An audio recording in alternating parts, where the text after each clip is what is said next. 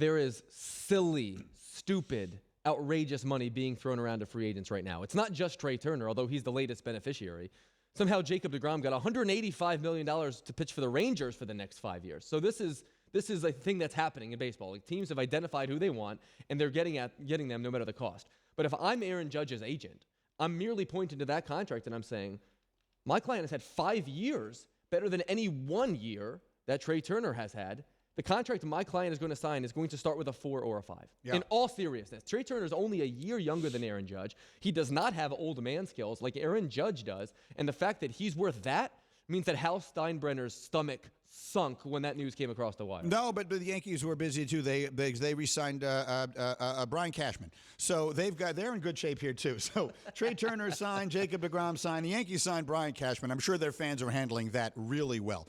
By the way, I need to address something because this happened on Friday night to the Met fans, and you and I are on the same group text, in which I basically proclaimed there to be no need for a selection show on Sunday. My KOD is so bad. We work with a lot of big-time Met fans on Get Up. Basically, the two leaders of the show, if you will, Pete McConville and John Fink, are both crazy Met fans, as is Bubba. So Bubba, when Jacob deGrom signed that contract with Texas, what was your reaction? I don't want to prejudice this by giving you what I think. Tell me what your reaction was. I was not surprised because I expected him to leave, and I was just glad he didn't go to Atlanta, and I'm okay with it because while I think he is currently the greatest pitcher alive, and I really enjoyed all the times watching him pitch, it was unbelievable. I was at his last game, which was great. We just can't spend $40+ million for a 5-inning pitcher who might miss 6 months every year. Well, I mean, here's the thing.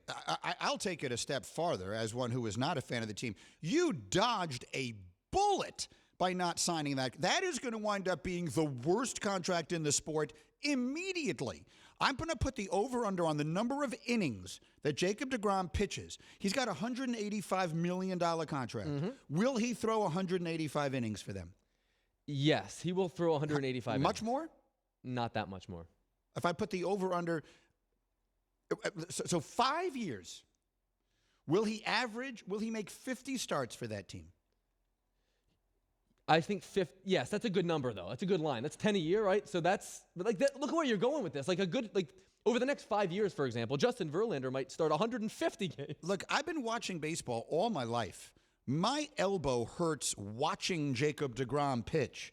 That guy, the fact that someone gave him $185 million for a fight, look, he's terrific. God bless him. I've never met Jacob deGrom in my life. I'm not in any way trying to downplay how magnificent he's been when healthy, but the when healthy has got to be the most underlinable part of this ever. Has there ever been an athlete who was more obviously going to be hurt all the time than Jacob deGrom? I don't think so. It might as well come with a sign. So. I'm brilliant. Always going to be hurt. Like, always going to be hurt. He's also going to pitch next year at 35. He's an old man already. He's 35 years old. They signed him for 5 years. And I know Mets fans loved him, and he was great on occasion. There's every reason to love him, but you can't be stupid. I'll tell you what, man.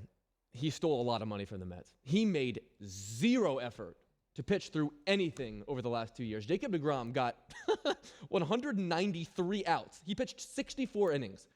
Since the middle of last year, since the All-Star break last season, he pitched 64.1 innings for the Mets. He was effectively an opener for half of a quarter of the time he could have pitched. This is what I'm trying to say to you. So why is it you're so sure he's going to pitch 185 innings for them? Well, in total, over 5 years, presumably, he's healthy now. So all he has to do is average. But what about when he needs his next surgery? Well, he's going to need a couple of those. Yeah, this is what I'm saying. Yeah, he also doesn't guaranteed. He also doesn't pitch through anything. And he was pulled out of a third of his starts in 2020.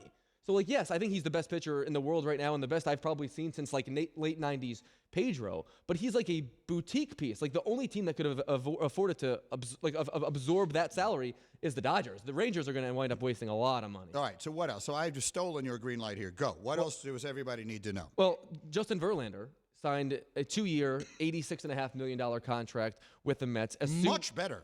Right? I mean, an infinitely better signing for them. Yeah. Justin Verlander is 3 times the pitcher that Jacob deGrom is. Not just in terms of literally how much he will pitch, but Justin Verlander for the first time really ever got injured, got Tommy John surgery, and in his first year back, which is like the let's ease our way back year, he went 18-4 with a 1.75 ERA and won the American League Cy Young. Justin Verlander's going to pitch next year at 40, and to call him like our version of Nolan Ryan is an insult to Justin Verlander. He is way better. He's going to get to 300 wins. He's going to get to 300 wins, and he's going to get to 3,800 some odd strikeouts, which is going to put him 5th on the all-time list. And the coolest thing about it is that right now, he and Max Scherzer are 5 strikeouts apart in terms of their career total. In that same rotation, every single time through the rotation, they're going to be jumping each other. It's going to be a really fun thing to watch for the next couple of years. Yes, I think the Mets got that one 1,000% yeah. right. You would much rather at this point, taking the contracts into account. Look, let's put it this way.